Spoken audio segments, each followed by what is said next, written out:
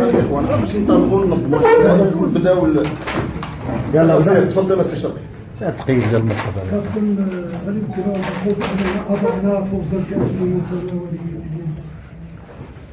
صراحة يعني ما كنتش ننتظر ريتم المقابلة يكون مرتفع بهذا الحجم، يعني حرارة كبيرة يعني نوعا ما.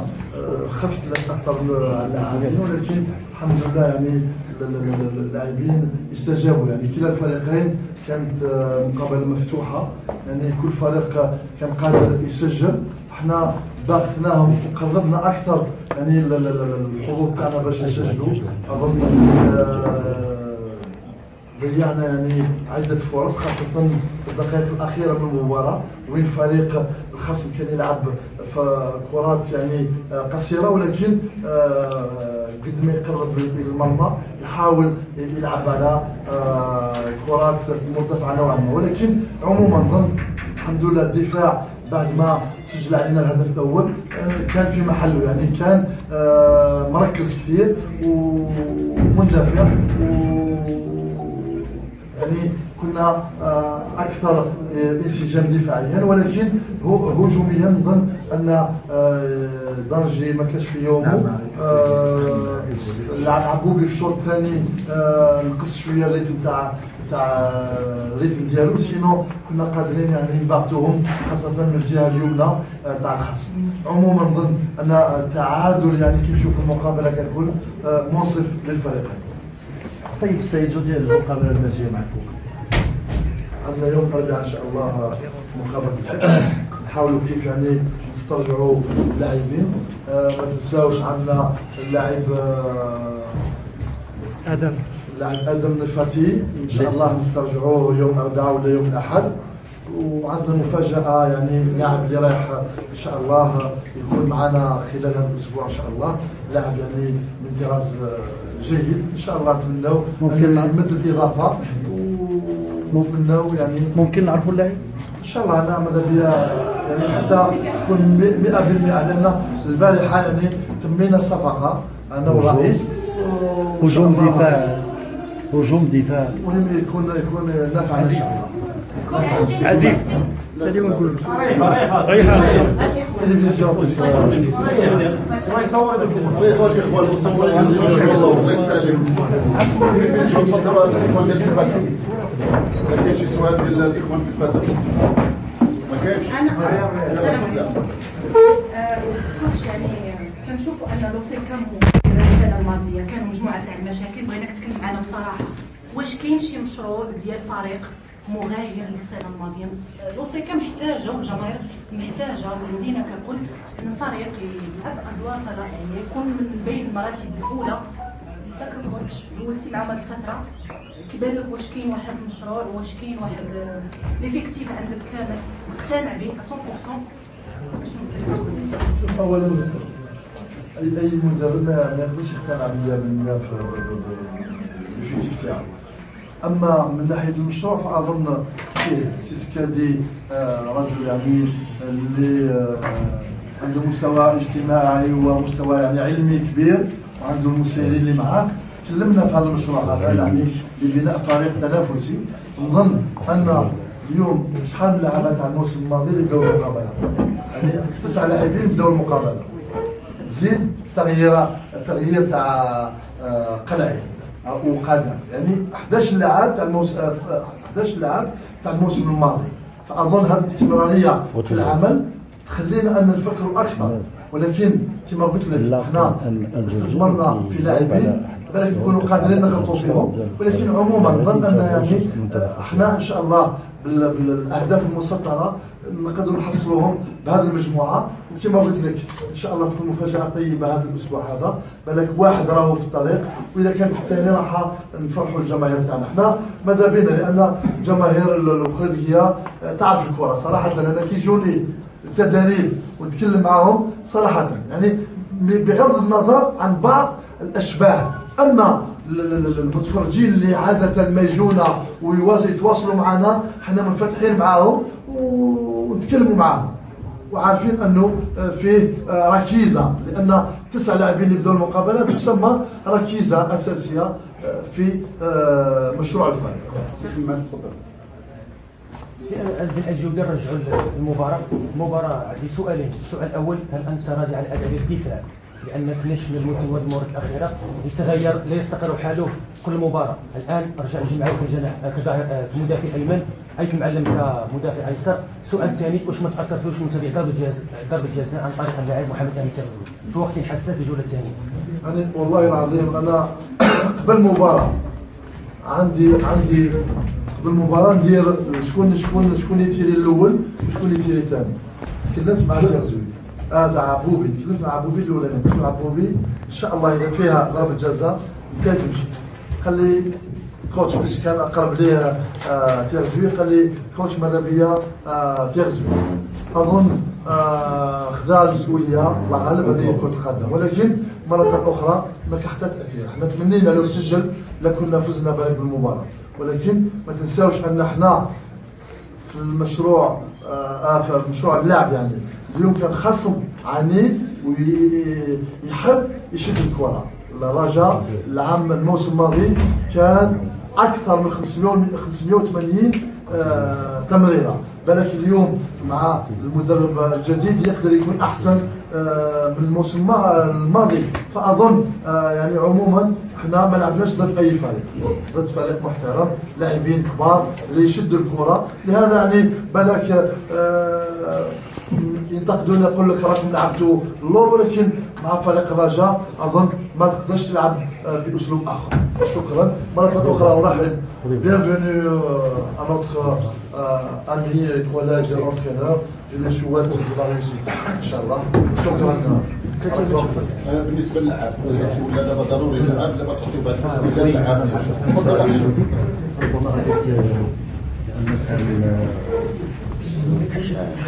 خالد الشابي، رغم انك ما لعبتيش المباراه لكنك تفاعلت معها بالكرة الاحتياط، كيفاش شفتي التعادل ديال الخريجه في لقاء قوي امام فريق الرجاء؟ المباراه كانت جيده وقويه الفريق واني فريق الرجاء.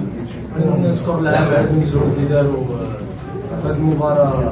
الفريق قوي ونتيجه ايجابيه بالنسبه لاول مقابله فريق الرجاء، والتعادل غادي يعاون الدراري باش يكملوا في المسار ديال البطوله الوطنيه وكاس العرش. لدينا مباراه قادمه ضد سريع وطن غتكون حافز المقابله ومتفاهم ان شاء الله. الاخوان ديال عندنا الجمهور غادي نحاولوا الان ناخذوا المدرب ديال فريق الرجاء سينيور بور فافور. Queremos saber tus impresiones sobre este encuentro entre dos equipos de Coribga de Atlético Nacional.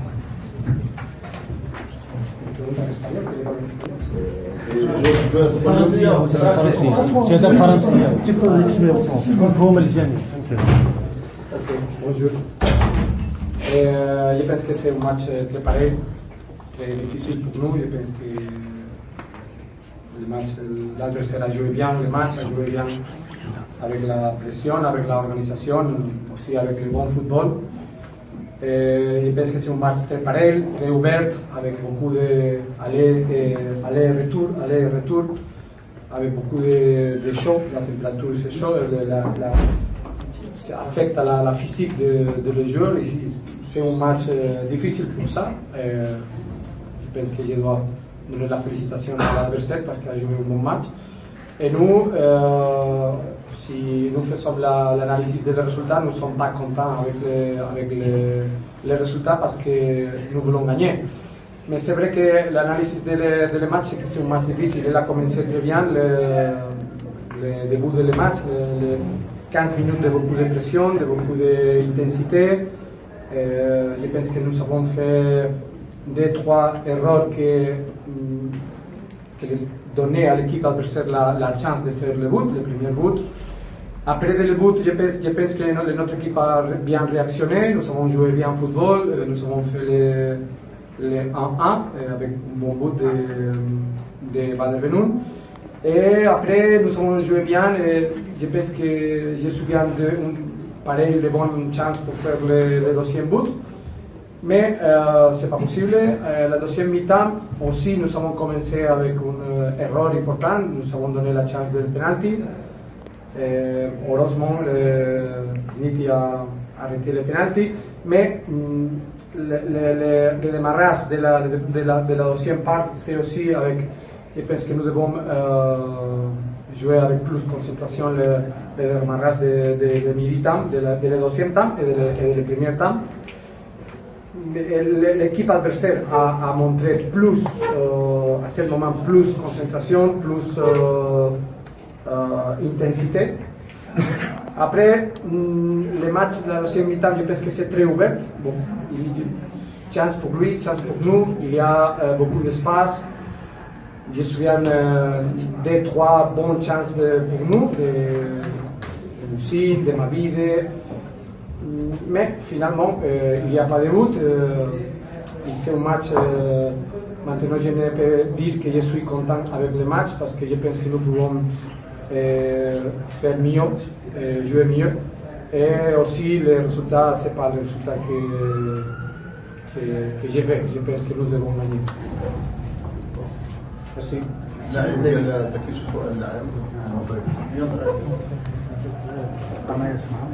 Question Tommy ou non? La deuxième question, coach, est-ce que vous avez posé la main sur la formation idéale de Pas? la formation idéale, la formation type?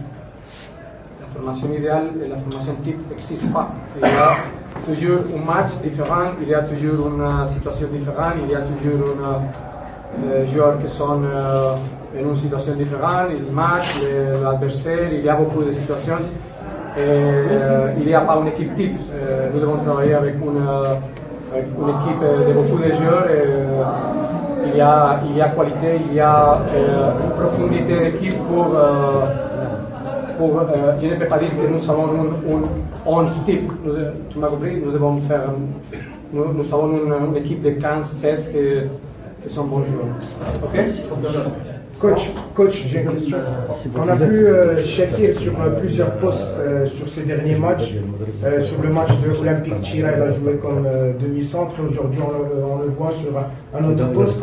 Est-ce que vous n'avez pas trouvé le poste idéal pour Shakir? Oui, j'ai trouvé le poste idéal pour Shakir. Le poste idéal pour Shakir, c'est le défenseur central, arrière droite et milieu de terrain. Il joue à les 3 positions très bien et c'est un joueur très très important pour nous. Je pense que pour moi, c'est un joueur très important dans notre équipe. Il peut jouer en 3 positions, je pense que très très bien, à très bon niveau. Et c'est fantastique pour l'équipe quand tu as un joueur qui peut jouer à la 3 positions avec pas de problème. Il toujours s'est ouvert pour aider l'équipe. Et je pense qu'il fait un grand travail et je suis très content avec lui. Ok? Merci. Tommy, attends.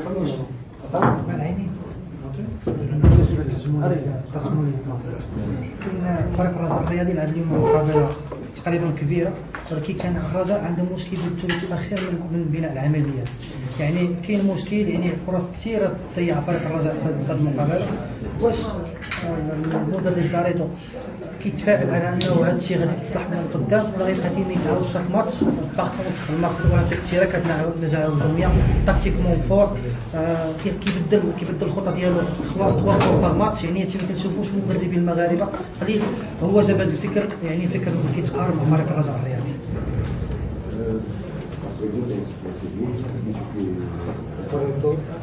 Sí, el problema es en la finalización de las situaciones. Él quiere saber dónde está el problema. Ya lo ha dicho, le ha hecho la pregunta y la respuesta. ¿Es el equipo va a jugar como así o si vas a encontrar soluciones que la compensación deben estar positivas?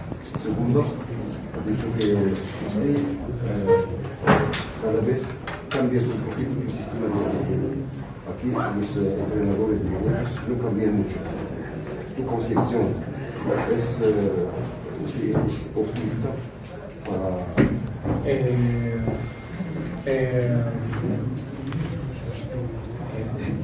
no sé qué decir. Ok, les matchs, normalement, tu joues le football pour gagner les matchs. Tu dois faire le but pour gagner les matchs. Tu dois travailler bien à la défensive, travailler bien à l'offensive, et c'est un équilibre avec la situation offensive et la situation défensive. Je ne pense qu'aujourd'hui, nous sommes contents pour notre performance. Je pense que nous pouvons faire mieux tout, la défensive et l'offensive. Nous pouvons jouer mieux à la défensive parce que l'adversaire ne fait pas la chance de but, qu'il a fait 3 ou 4, je pense. Aussi, nous avons fait 400 occasions de chance de but et nous devons faire le but 2-3 fois plus.